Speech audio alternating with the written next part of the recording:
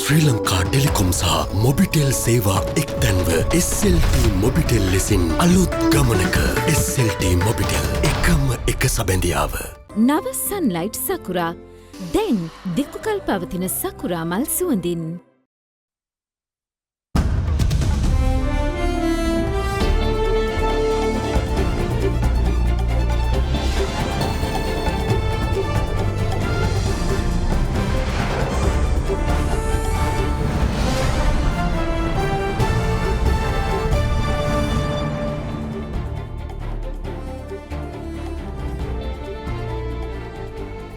ආයුබෝවන් ඔබෙක් වන්නේ අද දෙරණ මධ්‍යහන ප්‍රධාන පුවත් විකාශයත් සමගින් ප්‍රථමයෙන් පුවත් සිරස්තල.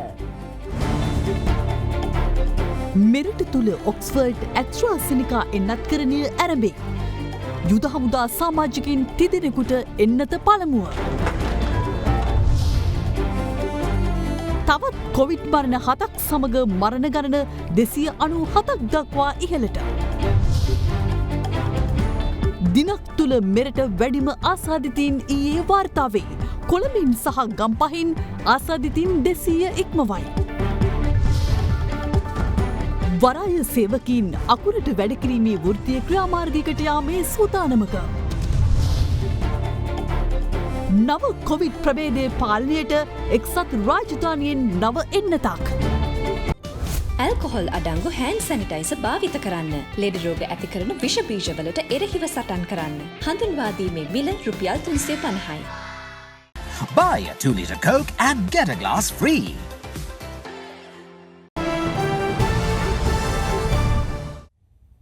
ඉන්දිය රජයේ ප්‍රධානයක් ලෙස මෙරටට රැගෙන ඔක්ස්ෆර්ඩ් ඇස්ට්‍රාසෙනිකා එන්නතේ එන්නත් කරන අද පළමුව යුද හමුදා රෝහලේදී ආරම්භ වුණා. එහිදී යුද හමුදා සාමාජිකයින් තිදෙනෙකුට පළමුව එන්නත ලබා දීමට පියවර ගත්තා. මෙරට මුල්වරට COVID-19 මර්ධන එන්නත්කරණය අද දිවයිනේ ස්ථාන 8කදී ආරම්භ වුණා. ඒ අනුව ඉන්දිය රජයේ ප්‍රධානයක් ලෙස මෙරටට ඊයේ රැගෙන ඔක්ස්ෆර්ඩ් ඇස්ට්‍රාසෙනිකා එන්නත අද පළමුව කොළඹ යුද හමුදා රෝහලේදී COVID-19 පැතිරීම වැළැක්වීමේ ජාතික ක්‍රියාන්විත මධ්‍යස්ථානයේ ප්‍රධානී යුද හමුදාපති ජෙනරාල් ශවේන්ද්‍ර සිල්වා මහතාගේ සහභාගීත්වයෙන් පළමු එන්නත්කරණය ආරම්භ කළා. එහිදී යුද හමුදා සාමාජිකයන් තිදෙනෙකුට මෙහිදී හෙද නිලධාරිනියන් විසින් පළමුව එන්නත ලබා දීමට පියවර ගත්තා.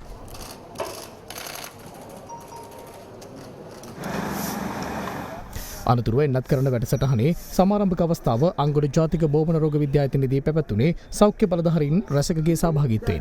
සෞඛ්‍ය අමාත්‍ය පවිත්‍රා වන්‍යාරච්චි මහත්මිය COVID-19 ආසාදිතව මේ වන විට IDH රෝහලෙම ප්‍රතිකාර ලැබීම හේතුවෙන් ප්‍රාථමික සෞඛ්‍ය සේවා, වසංගත රෝග හා කොවිඩ් රෝග පාලන කටයුතු රාජ්‍ය අමාත්‍ය වෛද්‍ය සුදර්ශනී ප්‍රනාන්දුපුල්ලේ මහත්මිය සහ ශ්‍රී ලංකාවේ ඉන්දිය මහ කොමසාරිස් ගෝපාල් බග්ලේ මහතාගේ ප්‍රධානත්වයෙන් එන්නත් කරන වැඩසටහන සිදු කළා. එහිදී COVID-19 මර්ධන එන්නත සෞඛ්‍ය ක්ෂේත්‍රය වෙනුවෙන් මුල්වරට එන්නත් කරණය සිදු කළේ IDH රෝහලේ විශේෂඥ වෛද්‍ය ආනන්ද විජේවික්‍රම මහතාටයි. පසුව එම රෝහලේම ප්‍රධාන විශේෂ හෙද නිලධාරිණිය ගීතානි උඩුගම කෝරාල මහත්මියට එන්නත් කරණය සිදු කළා. With the vaccination, Sri Lanka will once again be fully open, hopefully, to the world. It's a pandemic. It was all over the world in no time.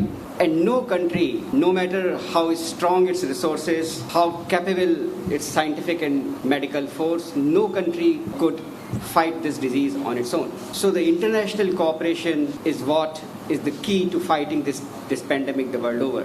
Prime Minister Modi's policy is neighborhood first. And even within neighbors, I'm very happy to say that Sri Lanka occupies a very, very special place in the hearts of India, in the hearts of Indians.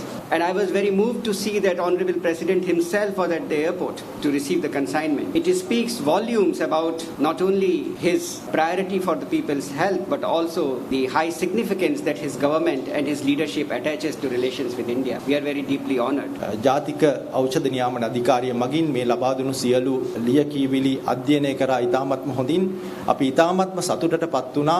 ඒ කරන ලද පර්යේෂණවල තියෙන පුළුල්භාවය සහ අස්ථාවරභාවය සම්බන්ධයෙන්. ඒ නිසා අපිට කිසිම බයක් සැකක් නැතිව ජාතික ඖෂධ නියාමන අධිකාරියට හැකි වුණා මේ ඖෂධය මේ වැක්සින් එක ජනතාවට ලබා දිය හැකියි කියලා නිර්දේශ කරන්නට. අතිගරු ජනාධිපතිතුමාම ගුවන් තොටුපළට ගිහිල්ලා රටේ ජනතාව වෙනුවෙන් එන්නත බාර අරගෙන අද අපි රෝහල් 6ක ආරම්භ කරනවා. හෙට වෙනකොට ලංකාව පුරාම රෝහල් වල සහ සෞඛ්‍ය වෛද්‍ය නිලධාරී කාර්යාලවල සෞඛ්‍ය කාර්ය මණ්ඩලය සහ විවිධ හමුදාව පොලිසිය එන්නත් ලබා දීම ආරම්භ වෙනවා. අපි සතුටු වෙනවා වර්ගීකරණය අනුව අපි 10 වෙනි ස්ථානයේ ඉන්නවා. අපි ඉතාමත්ම හොඳ තැනක. කොවිඩ් මර්ධනයේදී මරණ සංඛ්‍යාව බොහොම අඩුවෙන් තියාගත්ත රටක්. රෝගීන් අඩුවෙන් වාර්තා වෙන රටක්. එමෙන්ම බස්නාහිර පළාතේ තවත් රෝහල් 5කදී එන්නත් කරන වැඩසටහන අද පෙරවරු 8ට ආරම්භ කරනු අතර කොළඹ ජාතික රෝහලද ඒ අනුව COVID-19 මර්ධන එන්නත් කරන සිදු කළා. එහිදී හදිසි අනතුරු ඒකකයේ වෛද්‍යවරුන් හෙදියන් ඇතුළු කාර්ය මණ්ඩලයට එන්නත් කරණය සිදු කරනු ලැබුවා. කොළඹ ජාතික රෝහලේ සමස්ත කාර්ය මණ්ඩලයට ඉදිරි දින 3දී එන්නත ලබා දීමට නියමිතයි. ඍජු ආර්ය ළමාරෝහලේ සෞඛ්‍ය කාර්ය මණ්ඩලය සඳහාද අද එන්නත් කරණය සිදු කෙරුණා. මුල්ලෙරියාව නැගෙනහිර කොළඹ ශික්ෂණ රෝහලේදීද COVID-19 මර්ධන එන්නත් කරණය අද සිදු කළ අතර එම අවස්ථාවට රාජ්‍ය අමාත්‍ය සුදර්ශනී ප්‍රනන්දුපුල්ලේ මහත්මිය එක්ව සිටියා. කොවිඩ් ප්‍රතිකාර මධ්‍යස්ථානයක් ලෙස පවත්වාගෙන යන හෝමාගම මූලික රෝහලේදීද අද COVID-19 එන්නත් කරණය සිදු කළා.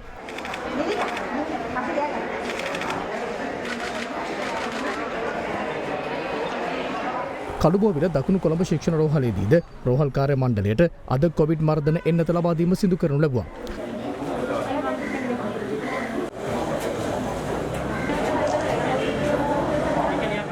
රාගම උතුරු කොළඹ ශික්ෂණ රෝහලේදී එන්නත් කරන වැඩසටහන සිදු කළ අතර එහිදී පළමුව රෝහලේ අධ්‍යක්ෂ වෛද්‍ය SPA ලියනගේ රණවීර මහතාට එන්නත ලබා දුන්නා. ඒ අනුව මෙම එන්නත ලබා දීම බස්නාහිර පළාතේ රෝහල් 8කදී අද සිදු කරනු අතර සෙසු පළාත් සඳහා එන්නත් කරණය හෙට දිනේ සිට ආරම්භ කිරීමට නියමිතයි.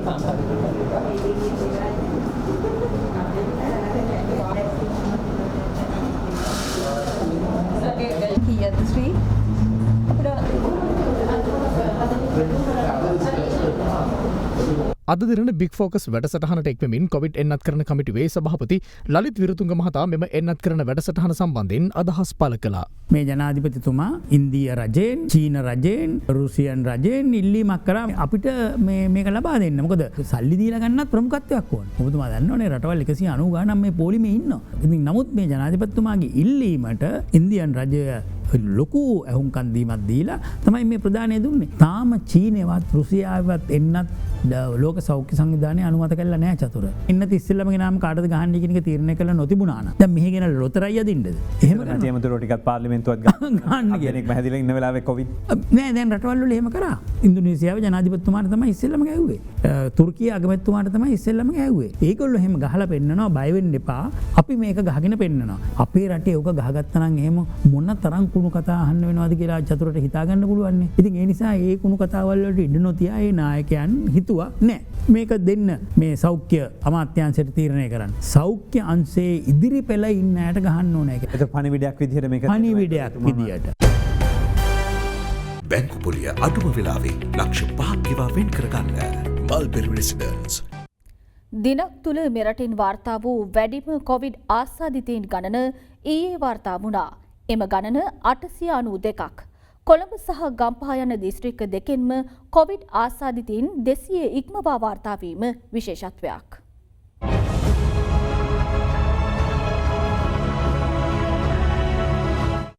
COVID-19 ආසාදිතින් 892 දෙනෙකු ඊයේ හඳුනාගත් අතර එය දිනක් තුළ මෙරටින් වාර්තා වූ වැඩිම ආසාදිතින් ගණනයි.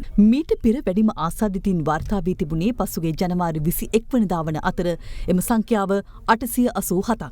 ඊයේ හඳුනාගත් ආසාදිතින් 892 දෙනා අතරින් 852 දෙනෙකුම දේශීයව හඳුනාගත් ආසාදිතින් වන අතර සෙසු ආසාදිතින් 40 දෙනා විදේශයන්ගේ සිට පැමිණි අය අතරින් වාර්තා වුණා. කොළඹ සහ ගම්පහ යන දිස්ත්‍රික්ක දෙකින්ම කොවිඩ් ආසාදිතින් 200 ඉක්මවා වාර්තා වීම විශේෂත්වයක්.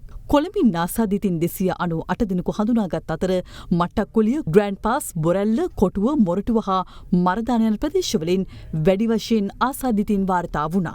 ගම්පහ දිස්ත්‍රික්කෙන් හඳුනාගත් ආසාදිතින් 203 දෙනා අතරින් වත්තල, ජායල, රාගම, කැලණිය, කඳාන හා දිවුලපිටිය යන ප්‍රදේශවලින් වැඩි වශයෙන් ආසාදිතින් හඳුනාගෙන තිබෙනවා.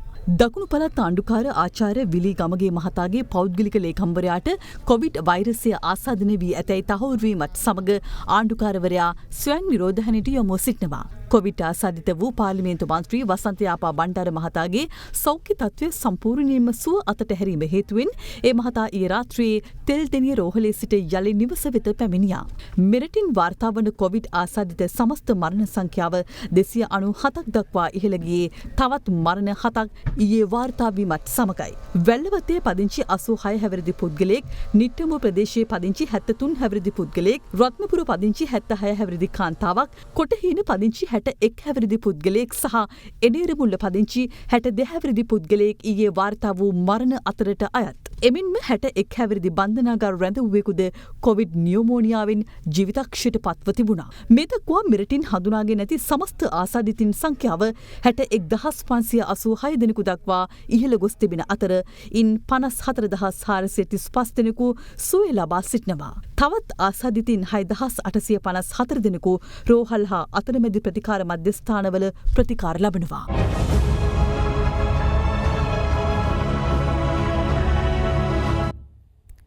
වරාය වෘත්තීය සමිති අද දහවල් 1 සිට අකුරට වැඩකිරීමේ වෘත්තීය සමිති ව්‍යාපාරයකට එළඹීමට තීරණය කර තිබෙනවා. මේ අතර වෘත්තීය සමිති ආරම්භ කිරීමට නියමිත අකුරට වැඩකිරීමේ වෘත්තීය ක්‍රියාමාර්ගයෙන් සිදුවන්නේ රටේ ආර්ථිකය පසුපසට ඇද දැමීමක් බව වරාය හා නාවික කටයුතු අමාත්‍ය රෝහිත අබේගුණවර්ධන මහතා සඳහන් කළා. කොළඹ වරායේ නැගෙනහිර පර්යන්තයේ කොටසක් ඉන්දියාවේ අදානි සමාගමට දීමට කෙරෙන යෝජනාවට විරෝධය පළ කරමින් වරාය වෘත්තීය සමිති දින ගණනාවක සිට සිය විරෝධය පළ කළා. කෙසේ වෙතත් ඊට බලධාරීන්ගෙන් සාධනීය ප්‍රතිචාරයක් නොලැබීම නිසා ඔවුන් අද දහවල් 1 සිට අකුරට වැඩ කිරීමට තීරණය කර තිබෙනවා. ඒ නැගෙනහිර පර්යන්තය 100%ක් රාජ්‍ය ව්‍යවසාය යටතේ පවත්වාගෙන යාම සඳහා ආණ්ඩුවට බල කිරීම සඳහායි.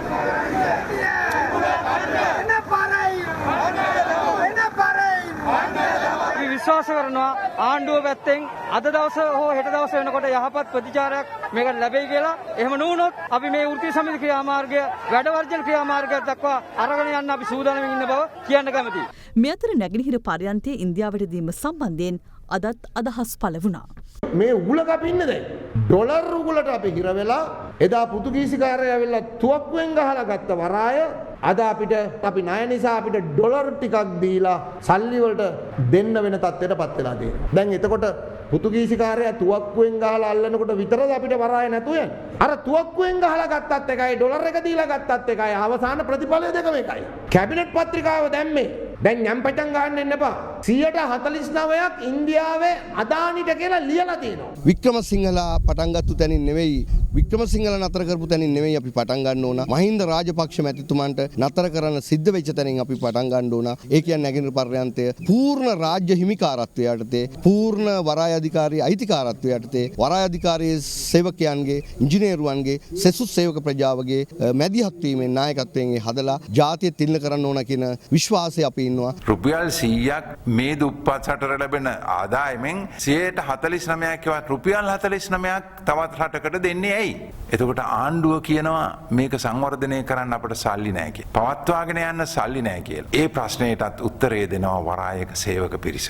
වරාය වෘත්තීය සමිතිය අකුරට වැඩ කරනවා. හැබැයි මේ අකුරට වැඩ කිරීම එහෙම නැත්නම් වැඩ වර්ජනය කිරීමෙන් වෙන්නේ මේ රටට ලැබෙන්න තියෙන ඩොලර් එකක්.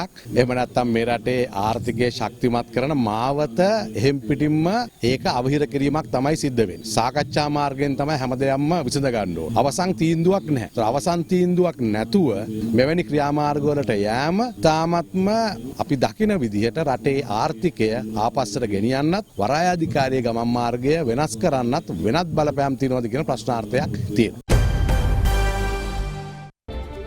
අසීමිත ආර්ථික අඟහිඟකම් මැද සිය විශේෂ අවශ්‍යතා සහිත දරුවන් දෙදෙනා සමගින් ජීවිතයට මුහුණ දෙන මවක් සහ පියෙකුගේ අනුවේදනීය කතාවක් අද දෙරණට අසන්නට ලැබුණා. ඒ තෙල්දෙණිය උඩිස්පත්තුව ප්‍රදේශයෙන්. මේ තෙල්දෙණිය උඩිස්පත්තුව ප්‍රදේශයේ ජීවත්වන දරුවන් දෙදෙනෙකුගෙන් යුත් පවුලක්.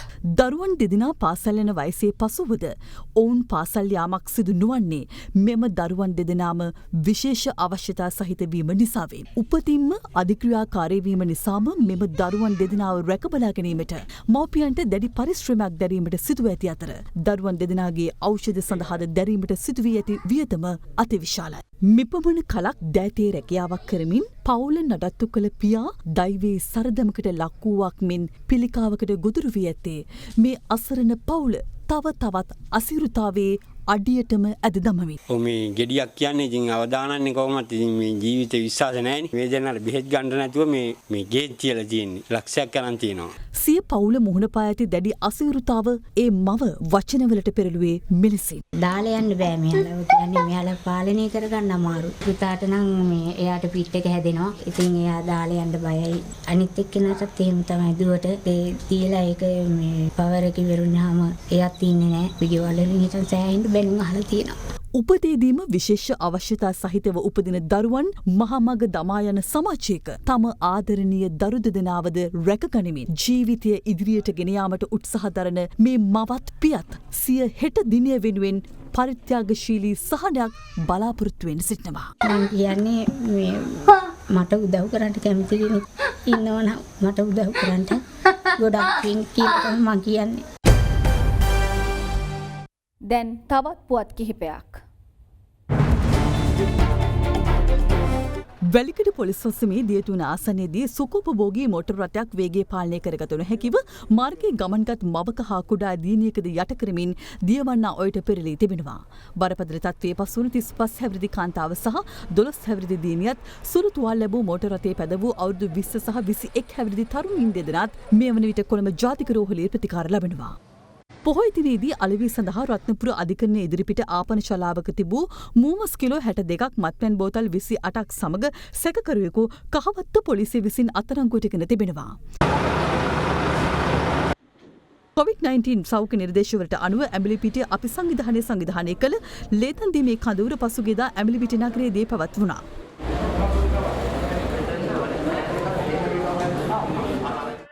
මහරගම අපේක්ෂා රෝහලේ ප්‍රතිකාර ලබන රෝගීන් සඳහා අවශ්‍ය ලේතන් දීමේ වැඩසටහනක් පසුගියදා කොට්ටාව උතුර ධර්මපාල විද්‍යාලයේදී පැවැත්වුණා. එම පාසලේ සිවිල් ආරක්ෂක කමිටුව විසින් 13 වන වරටත් මෙම වැඩසටහන සංවිධානය කර තිබුණා. දෙරණ ලිටල් ස්ටා දහවන අදීරයේ 8න් 15 ගායනංශයේ සිවන ස්ථානයේ දිනූ දුලිත මිනුජගේ කුළුදුල් ගීත නිර්මාණය එළිදැක්වීම ඇඹිලිපිටිය ශ්‍රී බෝධිරාජ විහාරස්ථානයේදී ඊයේ සිදු කෙරුණා. ගීත රචක සමන් කුල්රත්න මහතා විසින් රචනා කර ඇති එම ගීතය සංගීතවත් කර තිබුණේ ප්‍රවීණ සංගීත රචක ආචාර්ය රෝහණ වීරසිංහ විසින්. ලබන 4 වන දිනට යෙදී ඇති මෙරට 73 වන නිදහස් දින සැපයුම් උත්සවය හේතුවෙන් හෙට සිට දින 5ක් විශේෂ රථවාහන සැලැස්මක් ක්‍රියාත්මක කරන බව පොලිස් මාධ්‍ය ප්‍රකාශක නියෝජ්‍ය පොලිස්පති අජිත් රෝහණ මහතා පවසනවා.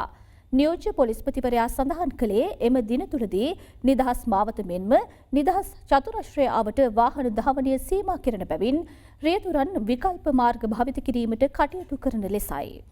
73 වෙනි නිදහස් සමරු උළෙල පෙබරවාරි 4 වෙනිදා කොළඹ නිදහස් චතුරාශ්‍රයේදී පැවැත්වීමට නියමිතව තිබෙනවා. ඒ වගේම නිදහස් සමරු උළෙල නිමිත්තෙන් පෙරහුරු පෙළපාලි ආදිය දින 5කදී පැවැත්වෙනවා. ජනවාරි 30, ජනවාරි 31, ඒ වගේම පෙබරවාරි 1, 2, 3 යන දිනයන්හිදී මේ පෙරහුරු පවත්වන කාල සීමාව තුළදීත් ඒ වගේම නිදහස් උත්සවයේ පැවැත්වෙන දිනේත් නිදහස් චතුරාශ්‍රය සහ ඒ ආශ්‍රිත මාර්ගවල ගමනාගමනය සීමා වනු ලබනවා. ඒ නිසා අපි ජනතාවගෙන් ඉල්ලා සිටිනවා විකල්ප මාර්ග භාවිතා කරන ලෙසට. විශේෂයෙන්ම ජනවාරි 30, 31, පෙබරවාරි 1, 2, 3 යන දිනයන්හිදී උදෑසන 6 සිට දහවල් 1 දක්වා කාලය තුල ඒ ආශ්‍රිත මාර්ගවල වාහන ගමනාගමනයේ සීමා වෙනවා. නිදහස් දිනේදී එනම් පෙබරවාරි 4 වෙනිදා උදෑසන 4 සිට දහවල් 1 දක්වා කාලය තුල ඒ ආශ්‍රිත මාර්ගවල ගමනාගමනයේ සීමා වෙනවා. ගාලු පාර ඔස්සේ කොළඹ කොටුව පිටකොටුව දෙසට පැමිණෙන වාහන ඒ ආකාරයටම සුපුරුදු පරිදි ගමන් කිරීමේ හැකියාවක් තිබෙනවා. ඒ වගේම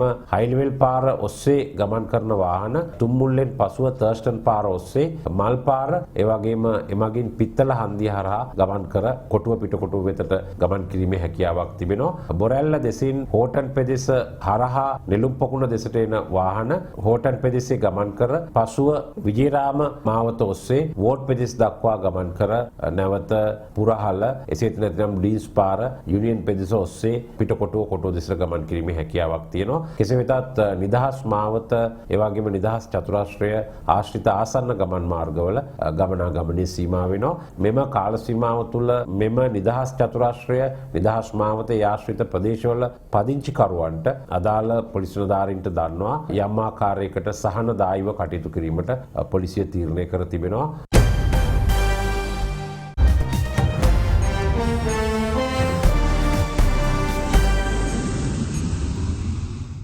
සිය රටෙන් හඳුනාගත් නව වෛරස ප්‍රභේදයට සාර්ථකව මුහුණ දිය හැකි එනතක් එක්සත් රාජධානිය නිපදවා තිබෙනවා. එක්සත් රාජධානීන් පළමුවරට හඳුනාගෙනනු නව කොවිඩ්කාරක වෛරස ප්‍රභේදයට සාර්ථකව මුහුණ දිය හැකි නව එන්නතක් හඳුනාගත් බව බ්‍රිතාන්‍ය අගමැති බොරිස් ජොන්සන් ඊයේ නිවේදනය කළා. තවමත් සෛනික පරීක්ෂණ මට්ටමේ පවතින නොවැක්ස් කොවිඩ් එන්නතේ කාර්යක්ෂමතාවය 89.3%. නව වෛරස ප්‍රභේදයට සාර්ථකව මුහුණ දිය හැකි එන්නතක් ලෙසින් හඳුනාගත් පළමු කොවිඩ් එන්නත මෙයයි. යුරෝපය සහ ඇස්ට්‍රාසෙනිකා ආයතනය අතර උද්ගතව ඇති අර්බුදය තවත් තීව්‍ර කරමින් ජර්මනිය ඊයේ නිවේදනය කළේ එම එන්නත වයසවුරුදු 65ට වැඩි පිරිස්වෙත ලබා නොදීමට තීරණය කර ඇති බවයි. එන්නත වයස්ගත පිරිස්වෙත ලබා දීමට සුදුසුයයි ප්‍රමාණවත් දත්ත සැපීමට ඇස්ට්‍රාසෙනිකා ආයතනය අපොහොසත්ව ඇති බව ජර්මනිය පවසනවා. මේ අතර සිය එන්නත් කරන වැඩසටහන ලබන සතියේදී ආරම්භ කරන බව පාකිස්තානය නිවේදනය කළා. දැනට පාකිස්තානය තුළ ඔක්ස්ෆර්ඩ්, චීනයේ සිනෝෆාම් හා රුසියාවේ ස්පුට්නික් 5 එන්නත් සඳහා අවසර හිමිව තිබෙනවා. ගත වූ දිනේදීත් ඇමරිකාවෙන් වාර්තාගත කොවිඩ් මරණ ප්‍රමාණයක් වාර්තා වුණා. ඒ දැක්වුණේ 3887ක් ලෙසයි. ඊයේ වාර්තා වූ ආසාදිතයින් 1,60,000ක් සමග එරට සමස්ත ආසාදිතයින් ගණන 2,63,00,000 ඉක්මවා ගියා. කොවිඩ් වසංගතයේ පළමුවරට හඳුනාගත් චීනයේ වූහාන් නගරයේ වෙත පිටත්ව ගිය ලෝක සෞඛ්‍ය සංවිධානයේ විමර්ශන කණ්ඩායම දෙසිතීක නිරෝධායන කාලය අවසන් කර තිබෙනවා. ඔවුන් වූහාන්හි රෝහල් විද්‍යාගාර හා වෙළඳපොළ ආශ්‍රිතව විමර්ශන සිදු කිරීමට නියමිතයි. ගෝලීය කොවිඩ් ආසාදිතයින් ගණන 10,20,00,000 ඉක්මවා ගොස් ඇති අතර වාර්තා වී ඇති සමස්ත මරණ ගණන 22,00,000කට අධිකයි. ඒත් සමගින් මධ්‍යහන ප්‍රධාන පුවත් විකාශය අවසන් වනවා. සුබ දවසක්.